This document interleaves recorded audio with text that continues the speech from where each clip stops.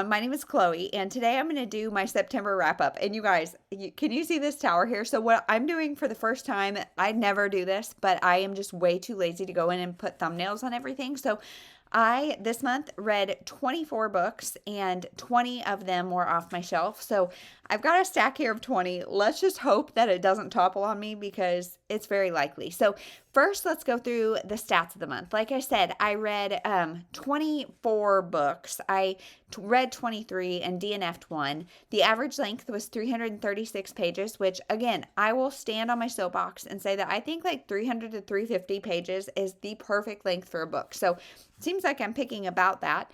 I read 7,733 pages, which averages out to 258 pages a day. And you guys, I totally credit that to audiobooks. And especially I do cardio in the morning and I listen to my audiobook, and that's how I'm reading this much. So I read 22 novels and 2 novellas. And then let's get in the star rankings. So like I said, I had 1 DNF, 1 2-star, 3 2.5 stars. So that was kind of rough. 7 3 stars, also kind of rough. 4 3.5 stars, 7 4 stars, and 1 4.5 stars. So overall this month it was 3.35, and normally I'm sitting at around 3.5. This was kind of a rough month for me as far as quality. So I read 20 from my shelf and 4 from somewhere else. The books that I read, like I said, because I really only read 1 physically off my shelf. The other ones I read 1 from Hoopla, 18 from the Brooklyn Public Library. So you guys, I'm using the heck out of that. If you have not seen my video about the Brooklyn Public Library and you don't know what I'm talking about, I will link it up above and down below because you need to know. I read 1 from my local libraries, Libby, 1 from Libro FM, 1 from Access 360, which is a service that our new community uses, and then 1 from NetGalley. So kind of all over the board, but mostly from the Brooklyn Public Library because they're awesome. I read 4 that were published before 1990, 1 from 1990 to 1999, 5 from 2000 to 2009, 2 from 2010 to 14, 5 from 2015 to 19, 3 from 2020, and 4 from 2021. So I had 4 current new releases and 20 backlists, which is definitely not how, I'm normally about 50-50, but trying to read off my shelf has been definitely leaning more towards backlists. So I read 9 romance, 7 contemporary, 3 women's fiction, 2 historical, 1 nonfiction, and 1 dystopian. So I am really, really, really feeling the need here for some thrillers because I have not read any in the past month, really. And so I need some thrillers. I also read 17 adult and 7 YA, which is not normal for me. Normally I read just a couple YA, but for whatever reason, this was kind of the month of YA for me. So I read 2 male authors and 22 female authors, and I did not do any buddy reads or readathons. However, I did do the 2 projects that I've been doing all year. So the Unread Shelf Project was a book you want to learn from. And for that, I'm not going to dig it out of the pile yet, but it is Having a Merry Heart in a Martha World by Joanna Weaver. And for the Read Your Bookshelf Challenge, it was a translated book. And you guys, I really am ashamed to say that I fudged this one for sure. I read The Boy in the Striped Pajamas, which is originally written in English, but it has been translated to thousands, it seems like, probably not, but a lot of other languages. So definitely a cop-out, but I was really just trying to read off my shelf. So that is all of the stats for the month. Let's just get into the book. So this month I have kind of stopped vlogging, or at least taken a little break from vlogging. So I will link all of my vlogs from the month down below, but I think there's just a couple. And some of these books you will have heard me talk about before. Others you may not have. I'm still not going to go into super long depth about them because there are so many. I don't want you guys to be here forever and ever, but I'll let you know my basic thoughts and my rating. And if you want to know more, please don't ever hesitate to comment or message me on Instagram or anything. Just let me know and we can talk. So the first is Small Town Girl by Laurel Spencer. So this one I gave a 4 stars. This is about a woman who she is like this mega, I think, country music star, some sort of music star, and she goes back to her hometown and makes friends with this guy. They may have had a history. I can't remember. I think so. maybe not. I don't know. But he has a teenage daughter. He's a single dad, and they kind of form a relationship as a family. And I love those kind of stories. So this was really cute. 4 stars. Next was Apples Never Fall by Leanne Moriarty, and I gave that one 4 stars. This is her new release, and this is about a family who are like tennis legends. So the mom and dad have this tennis school. They were both professional tennis players, and there's 4 kids. And it's the kids' like relationship with their parents, relationship with each other. All of them are maybe 30s and single, and so kind of the exploration of that and just all of the different things. I really enjoyed the story. The ending I did not like at all. It felt super cheap, super cop out, but the rest of it was really good. Next is The Bookshop at Water's End. I always want to call this Water's Edge by Patty Callahan Henry, and I gave this 3.5 stars. This one is about a woman who she was raised, I think, in Water's End, and at this bookshop, she goes back to be with her friend. She takes her daughter, and it's just kind of a women's fiction about this place and kind of healing and moving on. Did I say I gave that 3.5 stars? I don't know if I did, but I did. Next is This Bind Up by Debbie McComber. It's together again. So this is The Troubles with Cassie and Reflections of Yesterday. So I did not like the Trouble with Cassie, but Reflections of Yesterday I gave 3 stars. I honestly don't even remember that much about it. It's a second chance romance, not that great. On to the next. The next one I read is Masterclass by Christina Dalcher. So I really like this one. This one is a dystopian mind bender about a world in which, like, it doesn't feel that far off. People are given a Q score, and they are then sent to either a silver elite school, a green or blue middle of the ground school, or a yellow state school that is really more like a prison. And this woman, our main character, she is a teacher at the elite school. Her older daughter goes to the elite school, but her middle daughter or younger daughter goes to like the middle of the ground school until she bombs a test, because they test every 2 weeks. And so she bombs it and gets sent to the state school. So like I said, this one, the Q scores are based on your race, your sexual identity, your family's socioeconomic status, like so much stuff that is so like a lot of commentary on what's going on in the world now, and a lot of comparison to like eugenics and things of World War II. And this one was terrifying in the best way. There's definitely some pacing issues. So this woman tries to save her youngest daughter from the state school. One of my complaints is the pacing. The other one is the state school that they are referencing is in Kansas, and I just thought the descriptions of Kansas was not very fair and not very accurate. But that's just me being a Kansan getting on my high horse. So I would definitely recommend this one. Next is The Geography of Lost Things by Jessica Brody. This one is a YA about a young girl whose dad dies. They are estranged, so she has nothing to do with her dad, and he leaves her a car. And so she is like, I don't want anything to do with this car. I really need the money. Her and her mom are about to get evicted, so she sells the car, and the person who buys it is 5 hours away, so she has to drive it. The one problem is she doesn't know how to drive stick shift, so her ex-boyfriend goes with her. And this was really fun. I really enjoyed this. So this is obviously a road trip kind of romance as they kind of rediscover themselves. He also is like trying to prove to her that like you can take something little and make money out of it, because he doesn't want her to have to sell the car. So they take a hair tie, and like it's like opportunity cost. You find somebody who really needs a hair tie, and they're going to pay more than that hair tie is worth. And then continually moving on. So super cute. I would definitely recommend. Next is The Trouble with Cassie. So that was the other one that I read in that Debbie McComber book, and I gave that one 2 stars. I remember not only did I like not really enjoy it, it also had some problematic elements for me. Not for me. Next is Velva Jean Learns to Drive. This one I DNF'd, and so yeah, I can't tell you too much about what it's about, except it's a Southern girl coming of age. I just didn't really relate to our character. I thought the pace was really slow. Not for me. It's also a series, and I knew if I was struggling this much with the first, I would never continue, so I DNF'd.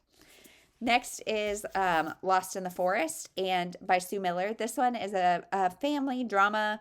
I gave it 3 stars, but truthfully, I kind of think it might be less. I don't remember details about it already, and I read it kind of beginning, middle of the month. But what I do remember is this was like awkwardly sexual and just depressing about this family. The stepdad, like it's a mom and a dad who are split up, and then the stepdad dies, and it's all of them like coming together, kind of try to work out their stuff, but it's depressing and uncomfortable and weird at times. I wouldn't recommend it. Next is Good Luck Charm by Helena Hunting. So this one I gave 3 stars as well, which may be a surprise to some, but I just thought it was overly steamy. This is about a girl named Lila and I can't remember Ethan. Ethan is a hockey star. They, I think, have a second chance romance. Yeah, they have a second chance romance. A lot of steam. I really liked Lila as a main character, but I didn't love their romance, and it was just kind of middle of the road for me. I won't reread it because the steam was a little more, like, I don't mind steam in books if it's purposeful and, like, I really feel the relationship and I'm really, like, emotionally invested, and that just wasn't the case here. Next is Silver Girl by Ellen Hildebrand. So this one is about a woman who her husband was convicted of this like money laundering scheme. She may or may not be involved. Like we know she's not involved, but as far as the case, the police are concerned, they think maybe she is. So she goes to Nantucket, where all of Ellen Hildebrand's books take place, and stays with a friend. And it's kind of her coming back into herself. It's just, it was definitely the worst Ellen Hildebrand I've ever read. I gave it 3 stars. Wouldn't recommend. Next is The Clique by Lacey Harrison. So I read this one and gave it 3 stars. This is the first in a very long-running series about this clique of girls. In this book, they are kind of tweens, and like it is just Mean Girls meets Gossip Girls. And as the mom of girls, this is like already my fear and concern. And I just felt like times are almost painful to read, and there wasn't enough like character growth in this book. And I was not willing to read all 20 some odd books, so I'm just going to let this one go. Next is Having a Merry Heart in a Martha World. This is my nonfiction, so this is by Joanna Weaver, and this one is about Mary. So Mary and Martha were sisters in the time of the Bible, and Jesus came to them, and Mary sat at his feet and was just present with him. Martha, on the other hand, was like, we have to make dinner, we have to clean, we have to do this, we have to do that, blah, blah, blah, blah, blah, blah, blah. And so it's having a merry heart, just like a slow present where like relationships and presence is the important thing. Having a merry heart in a Martha world that is saying go, go, go, achieve and do and have all this perfectly presentable stuff. So this one, I think I gave it 4 stars, and I always rate based upon what I get out of it. And because I don't think anything like theologically, I don't know that I'm going to agree completely with a lot of things. And so there's definitely some things in here that I don't agree with. But overall, I really like the message, especially I am Martha through and through, and I really need to channel my inner Mary. Next is Wildfire by Carrie Mack. So this one I think I have talked about, maybe, I'm not sure. This is about 2 friends who they've been best friends forever, and they decide to go on this like camping, backpacking expedition together. And we know in the very beginning that one of them is severely hurt. So this one left me wanting so much more. So this like teased me for a YA survivalist story, and that's what this is, and I liked that element of it. However, the way this is told is almost like stream of consciousness, and it became very like meandery, hard to focus. Like there were times that I cared, but most of the book I didn't because of the writing style. So this definitely left me wanting some YA survivalist stories. So if you know of one, let me know. Next is The Time Between Us by Tamara Ireland Stone. So this book, I really like this author, and I gave this one 3.5 stars. So this is about a girl who meets this guy, but then he acts like he doesn't remember her at all, and come to find out he can time travel. So it's their relationship. I thought some of the stuff was pretty far-fetched, but it was pretty enjoyable still, and I would definitely recommend. Next is The Boy in the Striped Pajamas, and this one I loved. This one was 4.5 stars. This was definitely, I would almost call this middle grade. I don't know if I put it as YA or adult, because John Boyne, the author, says this book is for anybody. This is written about a 9-year-old boy, but I wouldn't necessarily say it's a middle grade book. It may be, I don't know. This was definitely one of my favorites. So this is about a 9-year-old German boy whose dad is one of Hitler's kind of right-hand men. So they go to Auschwitz, and then they are, he makes friends with this boy across the fence. The boy is in striped pajamas, which of course are the prison uniforms of the Jewish people in the camp. And so the boys make friends, and they don't understand why they can't be friends, why they can't like come and go across the fence. And this book made me love children even more and have even more disgust about World War II and what happened. And John Boyne says in the author interview that he was very deliberate in not saying Auschwitz specifically, because this kind of line drawn in the sand can be applied to so many things. Yes, he is talking about the internment camps in World War II, and that is the context we are given. However, this line, legit or like physical or metaphorical, exists still today and happens so much, and through the innocent eyes of children, is like, that is hard to read about. This is a very good book. I would definitely recommend. Also, right after we read this, my husband and I don't think I'm going to do a favorites video this month, so I'm just going to pop it in here. We went to an exhibit at Union Station in Kansas City here, and this was it was called Never Forget, and it was about Auschwitz. Personally, like, it was a little bit much in the sense, like, both, of course, you go in expecting like something super duper heavy, and it definitely was that. It is a traveling exhibit, so that's why I'm telling you guys about it, because it leaves here in December or January, I think. But it's a 3-hour audio tour, as well as different like written plaques and things that give you even more information as well. You know, there's just a lot. Like, if you really want to do it, you probably need to spend like 4 or 5 hours, and y'all, I just don't have that attention span. However, reading this book right before I went to that was like, oh my gosh. And I learned so much about children during World War II and in the internment camps. And that part, I was like, Jeremy, I want to go, and I want to go home and snuggle our babies. Like, I don't want to be here. This is making me so sad. So definitely, like, I would recommend going and seeing that exhibit if it comes near you, if you have a lot of time and can kind of like take breaks in the middle. I don't know. So anyway, that was that book. Next is Very Sincerely Yours by Carrie Winfrey. And this one is one of my favorites also of the month.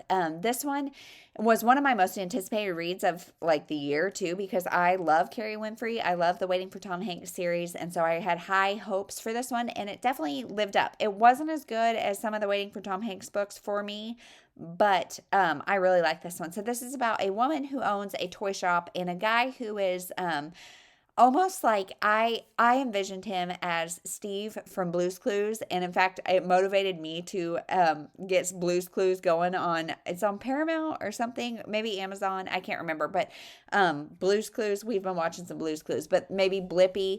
And it's their romance, and it is so cute. It is so cute. It's almost got that You've Got Mail vibe, because they're conversing and they don't know it. And then they find out, one of them finds out, you know, it is just so good. So definitely recommend that. It's kind of one that like is even greater as time passes for me. Next was Sky Falling by Mia McKenzie. So this one I was shocked I didn't like, because again, I was really anticipating this one. This one I gave it 3 stars. So this is about a woman named Sky who donated her eggs when she was young, because she knew she didn't really want to have kids. So she donated these eggs, and now it's years later, and tween teen girl comes to her and is like, hey, I'm one of your donor eggs. And Sky was just so hard to read from. I really didn't like her as a character. I loved some of the surrounding characters, and I loved some of the commentary on very relevant issues at the time, but Sky was just a struggle for me, so I gave this 3 stars. Next is 8 Perfect Hours, and this is another one. This one just came out, and this is another one of my favorites of the month. So I gave this one 4 stars as well. So this is about a girl and a guy that get trapped together. Well, not trapped together, but they're stuck in a snowstorm. We'll just say that. They're stuck in a snowstorm in their cars. I think they're both coming from the airport or something, and her phone is about to die. So she asked to sit in his car and charge the phone, and they have 8 perfect hours together, and then they split ways. And we keep finding them like meeting each other despite the fact that they are not supposed to be together. There are a lot of hurdles and things that make them so they are not supposed to be together. And yet they keep crossing paths. And I just thought it was so cute. In fact, they live in different countries. So it's really like fate is bringing them together or something. I don't know. One of my big complaints though is that they are both in other relationships. So figuring that out is something that is kind of sketchy to read about. But this overall was a really cute story, and I would definitely recommend. Next is The Finishing School by Gail Godwin. So this one is about a girl and her sibling and her mother who move in with their aunt because the dad has just died, and they are living in this kind of rural community. So much so that I almost was like, is this historical? Like, it kind of felt back in the times, but it was definitely not. It was just rural. And she befriends this like middle-aged brother and sister, and they meet at the finishing school, which is this like pond area. It's really just the woman, the 40-year-old woman, and this young like 14-year-old girl. And she kind of teaches her like the hard knocks of life, the in and out, the kind of, you know, real side of life, the stuff that you don't necessarily want to hear from your mom. However, this book, like, I definitely felt like the twist or whatever was really dumb. There were definitely some pacing issues. Overall, it was just not that great. And so I gave it 2.5 stars, and I would not recommend it. Next is Simi by Nicholas Sparks. So this one is a very typical Nicholas Sparks. It's about this guy who's definitely from the wrong side of the tracks. He's got some roughness. He's an MMA fighter. He's really like on the line with the cops, except he wants to be a 3rd grade teacher. And I thought that was really sweet. Like, you definitely see he's got a very hard exterior, but he's got a cinnamon roll on the inside. And he wants to be a 3rd grade teacher because that's kind of when life went wrong for him. That's kind of when people started dropping him and not paying attention to his needs and things. So he wants to be a 3rd grade teacher. However, he's got like some felonies on his past. And so he is in this situation where if he does not commit any crimes for a certain amount of time, his record will be wiped clean and he can teach. However, our main female, she is a female lawyer from an immigrant family, and there is somebody kind of harassing her, I guess, stalking her. This isn't a stalker story, but there's definitely somebody harassing her. And so, of course, he gets involved, wants to protects her at all costs. If you're a big fan of Nicholas Sparks, you may like this more than I did. I just did not care for it, and it's huge. I won't ever read it again. I also gave this one 2.5 stars. I don't think I said that. But next is The Trying Game. So this one is a very like funny but relatable and also hard nonfiction about the fertility process and trying to have babies. And the whole book definitely won't apply to everybody because she talks about IVF. Like, she talks about all different things from the beginning, like from just basic fertility struggles of like we're trying and we're not having babies, all the way to, you know, IVF and some of the more intensive fertility treatments and things. So she talks about all of it, and I think you will find a way to relate to her stories in so many ways, and she just really makes you feel seen, and she's definitely somebody that's been through it. You can tell by her stories, as well as just the relatability and the truth side of it. And it also says like, partners, here is what your wife, your woman, your whatever needs. So I would definitely recommend this book if you find yourself in the process of trying for a baby, no matter what that looks like. I would definitely recommend giving this one just for a laugh or something to kind of lighten it up. I gave it 4 stars. Next is The Problem with Forever by Jennifer L. Armentrout. So I gave this one 4 stars as well. I really like this one. This is about a young girl and boy who are in the foster system, and they are in a very abusive situation, and he protects her. I think they're like 9 or something when they're in this situation. And then of course they get separated and go to separate homes. And many years later, she was adopted by doctors, and she's living a pretty comfortable life. She has been homeschooled, and she decides to go back to public school. Needless to say, Ryder is there when she goes to public school, and he did not have quite as much luck. He still has the kind and like caring heart where he is just out there looking out for everyone, but he's into some stuff that is a little not great. And this book is like them rediscovering that relationship. They also fall kind of back into the same pattern. She is nicknamed Mouse, and he is her protector. He's got a girlfriend. Like I said, he's into some stuff. He's got a group of friends that are all great people, but into kind of some sketchy stuff. Definitely have your tissues ready for this one because it was hard to read it sometimes. Last is Yesterday's Hero, and this was a part of the A Real Prince bind up of Debbie McComer's. So I don't like Debbie Macomber bind-ups. I've said it before and I'll say it again. I read the first one, The Bachelor Prince, I think is what it's called, last month, I believe. So now I've read both of these. They're both good, 3 stars. In this Yesterday's Hero, it is about a guy who is a photographer and a woman who is a whale watcher, like whale studier, scientist, and they are given the opportunity to go to this tiny country and observe the whales there. However, the country is very, very conservative and says, like, you guys can't come together unless you're married. So they get married and have this marriage of convenience, and of course, things progress from there. She is engaged to kind of a nerdy, stiff, not great mama's boy. And so there's kind of that thrown into it. He is definitely more of a bad boy. It was their relationship. It was cute, but like honestly, there's a part with the whales. There's a mama and baby whale, and that like legit made me almost cry.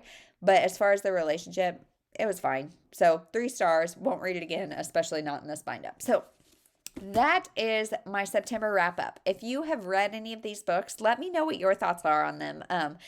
Like I said, it was kind of a rough month for me, but I'm really glad that I got a lot of these off my shelf, either onto my red shelf or out of my house. So, yeah, let me know your thoughts, and we'll talk to you in the next one.